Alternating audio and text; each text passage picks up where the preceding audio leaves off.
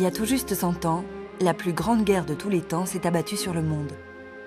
En France, pas une ville ni un village dont les pères, les fils ou les frères n'aient été sacrifiés dans les tranchées. Dans les Flandres et dans les Weppes, les zones de combat ont dévoré des milliers de kilomètres carrés. Mais dès la guerre finie, les hommes se sont attachés à effacer ces blessures. Si bien qu'on parle aujourd'hui d'un front oublié qu'il faudrait redécouvrir.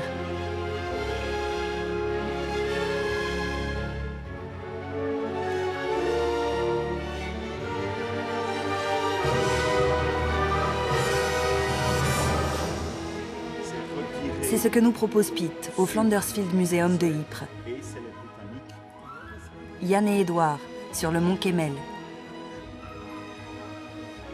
Hubert sur le site de la grande bataille des Weppes.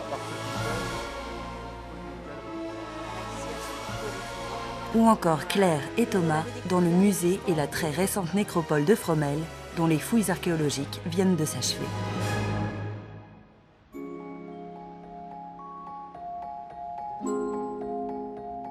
En route pour la vieille cité d'Ypres, en Flandre belge. Elle se trouve à une quinzaine de kilomètres du plus proche village français.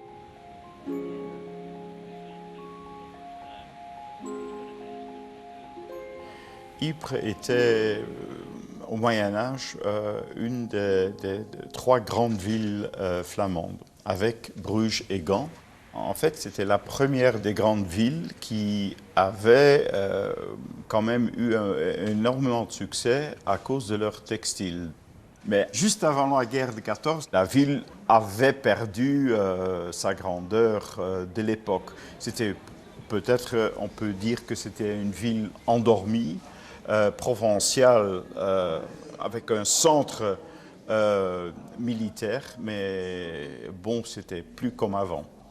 Donc au début de la Première Guerre mondiale, donc la Belgique a été envahie par l'Allemagne le 4 août et dans les 2 premiers mois, l'invasion a fait que l'armée belge a dû se retirer après 2 mois de défense sur l'Isère.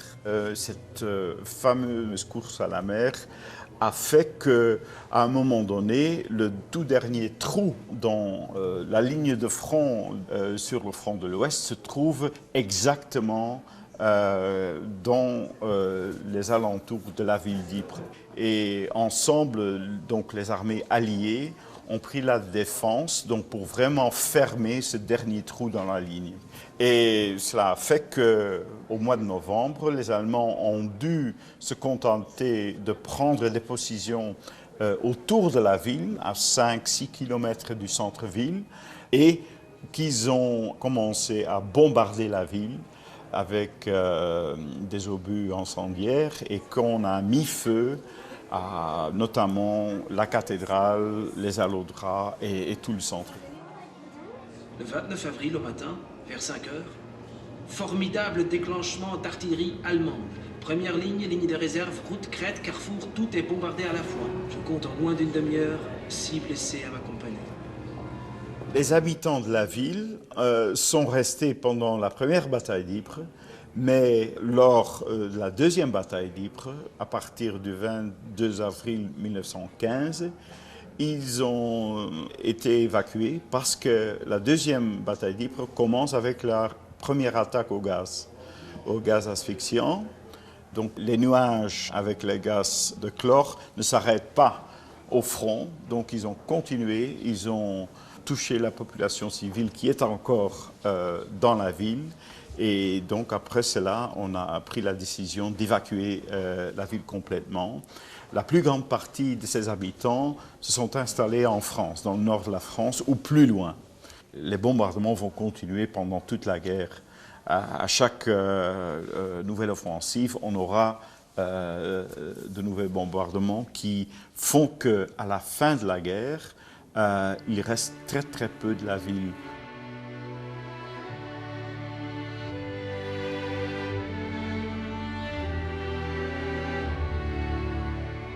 Juste après la guerre, il y a la proposition de Churchill de laisser la ville telle qu'elle, en ruine, comme symbole du sacrifice des armées britanniques ici dans la région. Donc il voudrait en faire une sorte d'oradour avant la lettre. C'était mal pris par la population qui revenait et qui voudrait retrouver la ville d'avant-guerre. On a décidé très vite de reconstruire la ville à l'identique. Et bien sûr, en faisant ça, ils ont corrigé un peu, il y a des corrections historiques, mais dans l'ensemble, presque 100 ans après, on peut dire que c'est plutôt une reconstruction réussite. Donc on a l'impression d'entrer dans une ville médiévale de l'époque.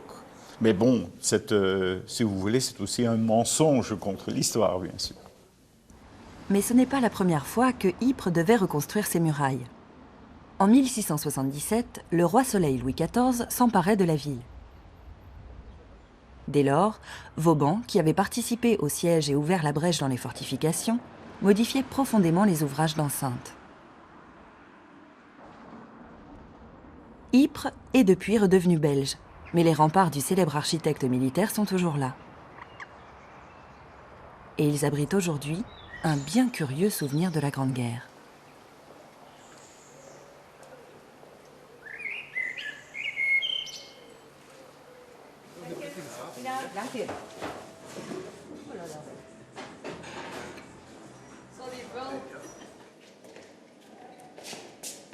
C'est une impressionnante maquette.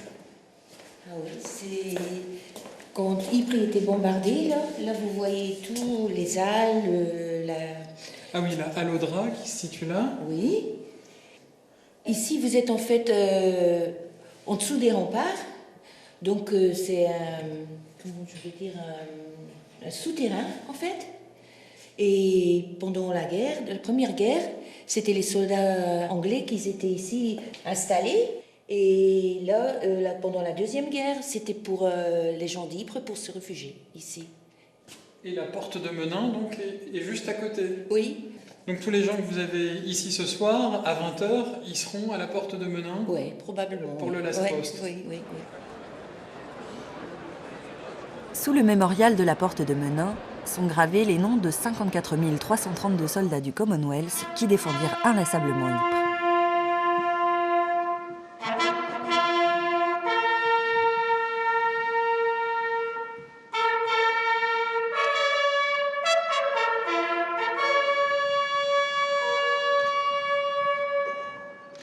Depuis 1928, une poignante cérémonie se déroule ici à 20h tous les soirs. The Last Post, cette musique jadis utilisée pour annoncer la fin de la journée des armées, honore toujours la mémoire des 185 000 Britanniques tombés sur le sol belge.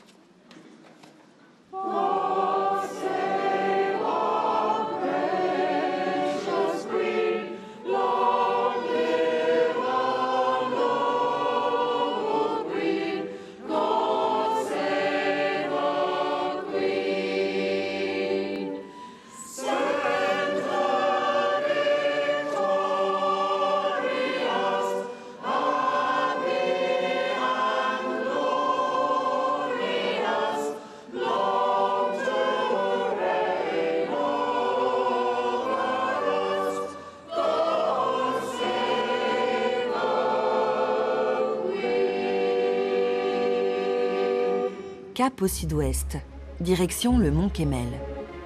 Dans la plaine infinie, cette petite éminence est la plus élevée de ces étranges monts des Flandres qui s'alignent en direction de la mer. La légende raconte que le bon géant Reuspapa édifia ces mottes de terre pour permettre aux hommes de planter des vignes sur leurs coteaux. Mais au printemps 1918, le pauvre mont Kemmel, qu'on appelle alors le mont Chauve, n'est plus qu'une colline nue dévastée par la sauvagerie de la guerre. Le soldat allemand Adolf Sempf témoigne. Tout le chemin creux est plein de cadavres. Des tas, des groupes, des rangées. Entre eux, des chevaux enflés, les jambes écartées vers le ciel. Entre eux, barrant le chemin, des fils de fer barbelés tendus, des fils de téléphone déchirés, des boîtes de munitions de l'artillerie légère de montagne. Un chaos sanglant, déchirant, puant. Je voulais vous rencontrer parce que vous avez permis la publication du témoignage d'un soldat allemand ici pendant les combats qui ont eu lieu au Mont Kemmel en avril 1918. Est-ce que vous pouvez m'en dire un petit peu plus? C'est-à-dire, nous avons découvert ce livre en allemand, mais dans caractère gothique. Mon épouse l'a traduit en néerlandais, moi je l'ai édité, et deux amis français ont fait la traduction en français. Donc on a une édition avec à gauche le texte en allemand et à droite ici le texte en français. Der Tod am Kemmel, la mort au Mont Kemmel. Donc nous sommes ici sur le Mont Kemmel, dans le contexte très particulier de la bataille de la Lys, aussi surnommée la 4e bataille d'Ypres, à une époque où l'armée allemande déclenche une offensive majeure dans l'objectif de remporter la victoire finale, et notamment pour marcher sur les ports de Calais et Dunkerque, très importants pour les armées alliées. Est-ce que vous pouvez nous expliquer justement à quelle occasion ont eu lieu ces combats? C'est-à-dire, les Allemands voudraient monter jusqu'au Mont Kemmel pour avoir une vue sur l'ensemble de la région. Et ils ont réussi à cela, mais après, ça a changé. Mais dans cette bataille, il y a eu des milliers de morts. Personnellement, j'ai enregistré à Steenvoorde le témoignage de Jérôme Verdonck, qui était à l'époque doyen de Steenvoorde, mais pendant la Grande Guerre, il était sous-officier dans la 39e division française. Il a vécu la bataille du Mont Kemmel. Il a été très touché. Il a dit « J'ai vécu la Marne, la Lorraine, Verdun, mais jamais ça a été si dur qu'autour du Mont Kemmel. » Au Mont Kemmel, des feux brûlaient pendant des heures. Tout ce qui se trouvait là-haut a été bombardé et détruit. J'avais déjà beaucoup vu de paysages dévastés par la guerre, mais jamais à ce point-là. Des bombardiers passaient juste au-dessus de nous. Ils tiraient aussi des obus à gaz, c'était terrifiant. Enfin, vers 6 heures du matin, les chasseurs de Hanovre gravissent le mont Fumant, et vers 10 heures, ils ont pris le Kemmel. Des 150 hommes de notre compagnie, 60 répondaient à l'appel. Au moins 25 morts, les autres fortement blessés. Le commandant est devenu fou. Ce sont ces camarades de combat qui aujourd'hui reposent dans le Suaire. Oui, il y a plus que 5000 inconnus qui reposent là-bas et quelques 22, je crois, dont on a retrouvé notre famille.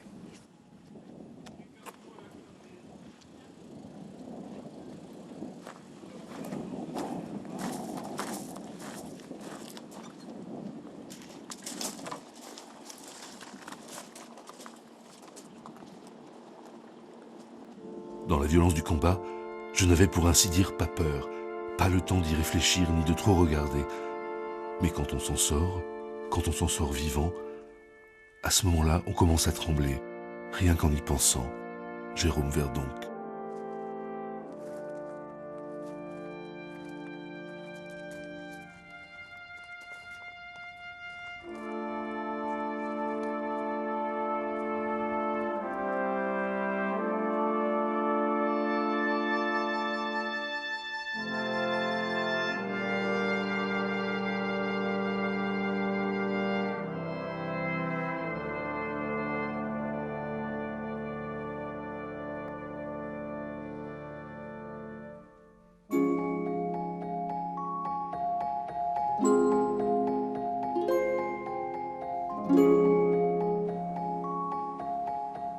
Plus au sud, sur la route d'Aubert, au beau milieu du front oublié des Wep, subsistent quelques-unes des dernières traces de la redoutable ligne Hindenburg qui défendait les positions allemandes. Édifiée de la frontière belge à Soissons sur plus de 160 km. C'était un réseau de fortifications, de barbelés et de tranchées reliés par des tunnels. Elle s'étalait sur plusieurs lignes en profondeur. Difficile d'imaginer qu'ici même, la plaie du front avait transformé ce paysage champêtre en une terre de lune.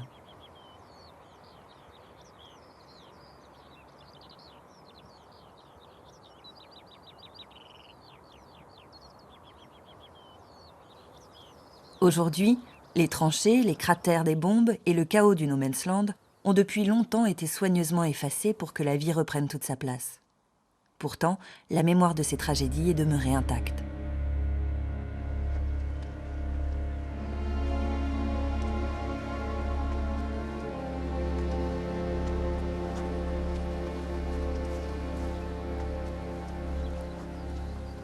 Alors voilà, nous sommes à 2 km du centre du village de Fromelles et je vous emmène sur les lieux de la bataille de Fromelles. Et nous sommes ici à l'emplacement exact des lignes allemandes. On est situé à peu près 100 mètres de la ligne britannique, pratiquement là-bas au cimetière Vissy Corner que vous voyez là-bas. Donc il y a à peu près entre 80 et 100 mètres entre les deux lignes. Nous sommes en juillet 1916, a lieu la fameuse bataille de la Somme. Et pour créer une diversion, l'état-major britannique décide une attaque sur ces lieux pour essayer de contenir les troupes allemandes à Fromelles. C'est le premier engagement des Australiens qui ont débarqué en avril 1916 à Marseille. Ça a été vraiment une bataille atroce. D'ailleurs, les chiffres sont parlants. 5533 Australiens morts, tués, donc blessés ou disparus, ou faits prisonniers. Donc ça a été les 27 heures les plus tragiques pour l'armée australienne. Il y a eu aussi près de 1700 Britanniques tués et presque autant d'Allemands, quoi. Les Australiens qui avaient enfoncé un peu les lignes allemandes ont dû retourner dans leurs propres tranchées. Des soldats australiens appelaient leurs copains au secours parce qu'ils étaient blessés. Et le sergent Fraser, qui est représenté par cette statue, avec ses amis, sont allés au risque de leur vie rechercher ces cobeurs, ces copains qui criaient, qui appelaient au secours. Alors le sculpteur Peter Corlett a voulu symboliser ce geste fort de solidarité au milieu de cette boucherie, de cette tragédie.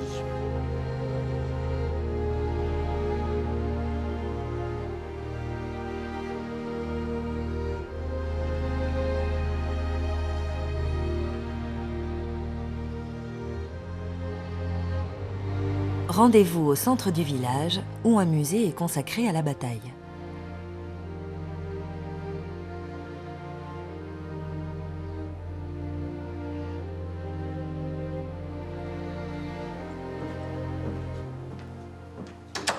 Nous sommes ici dans le musée de la bataille de Fromelles. Ce musée est consacré à une histoire qui a débuté pendant la Première Guerre mondiale et qui se déroule jusqu'à aujourd'hui. Pourquoi jusqu'à aujourd'hui? Parce que en 2009, nous avons fait des fouilles archéologiques à la lisière sud du Bois des Faisans, où on avait découvert l'existence de fosses communes où des soldats britanniques et australiens ont été enterrés par les soldats allemands. Afin d'identifier les soldats, des recherches ADN ont été entreprises en 2009 et se poursuivent jusqu'à aujourd'hui pour pouvoir offrir une tombe individuelle nominative à chacun des soldats qu'on a retrouvés dans ces fosses communes. Alors ça a été des fouilles qui ont été menées par l'Université d'archéologie d'Oxford. Une équipe très complète de scientifiques a été mise au travail avec des ostéoarchéologues, des criminologues, des radiologues, des topographes, afin de déterminer les conditions d'enfouissement. Ça a été quelque chose de très novateur concernant un site de la Première Guerre mondiale. Les fouilles ont duré plusieurs mois et ont permis de prélever de l'ADN pour pouvoir identifier les soldats grâce à leurs familles restées au Royaume-Uni et en Australie.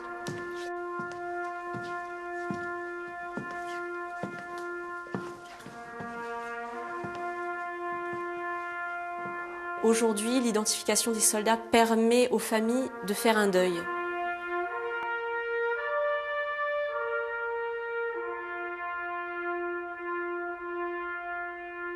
Le musée parlera aussi, bien sûr, des conditions de vie du soldat, avec des éléments de reconstitution des tranchées britanniques et australiennes, mais également des tranchées allemandes. Il faut savoir que sur le terrain, les tranchées n'étaient pas construites comme ailleurs en France. Souvent, on parle de tranchées creusées à même le sol. Ici, la nature très particulière du sol, gorgée d'eau, empêchait ce type de construction. Et les soldats ont dû remplir des sacs de terre et faire des tranchées surélevées. L'association Fromelles Web Terre de Mémoire a fait des fouilles archéologiques et a retrouvé dans les tranchées de Fromelles, tranchées allemandes et tranchées britanniques, des pompes qui étaient utilisées à l'époque. Cet escalier britannique a été retrouvé dans les tranchées britanniques de Fromelles. L'association a démonté cet escalier pour pouvoir le remonter au jour. C'était un escalier très particulier puisque fait sur plan, donc usiné. Ils étaient tous sur le même schéma, ce qui permettait d'être adaptable partout, avec un noyau central creux pour permettre de passer le tuyau de la pompe qui permettait d'évacuer l'eau à l'extérieur. Donc c'est un travail d'ingénierie très particulier et très performant. Le visiteur entrera dans la War Room où il pourra découvrir un film qui montrera le mouvement des troupes heure par heure de cette bataille de Fromelles. Il aura donc l'occasion de comprendre comment les troupes alliées ont attaqué, comment les troupes allemandes se sont défendues et ont repoussé l'attaque, et aussi comment autant d'hommes ont perdu la vie en aussi peu de temps. On appelle souvent ce front le front oublié, et pourtant cette bataille est hautement symbolique et extrêmement importante pour les Australiens puisqu'ils considèrent cette bataille comme un acte fondateur de leur nation.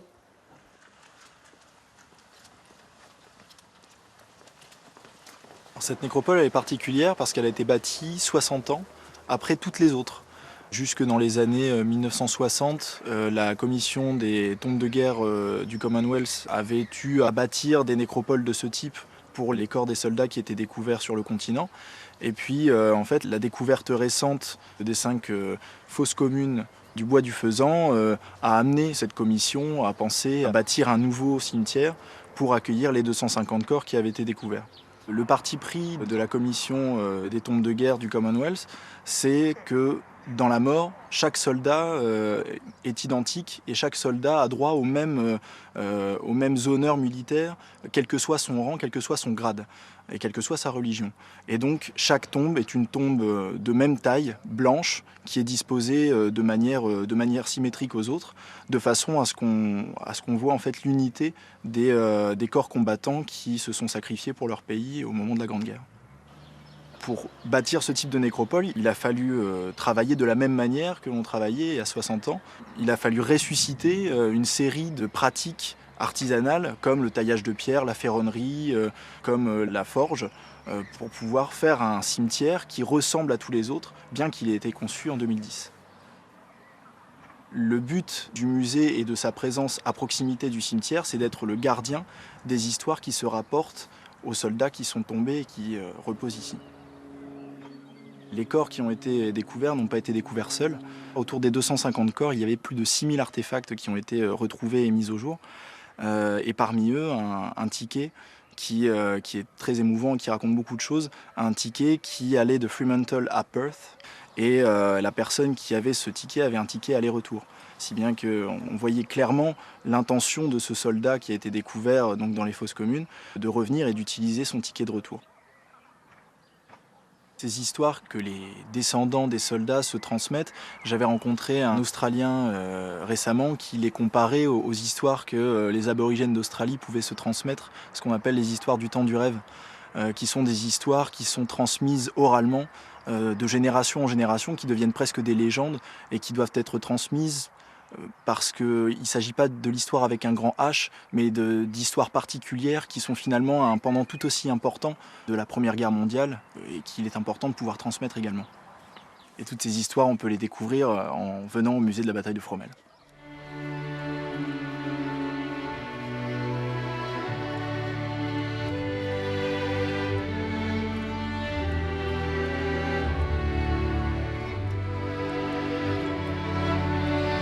Autant d'histoires pour comprendre, se souvenir, et apprendre aux générations futures que la paix entre les hommes est le bien le plus précieux.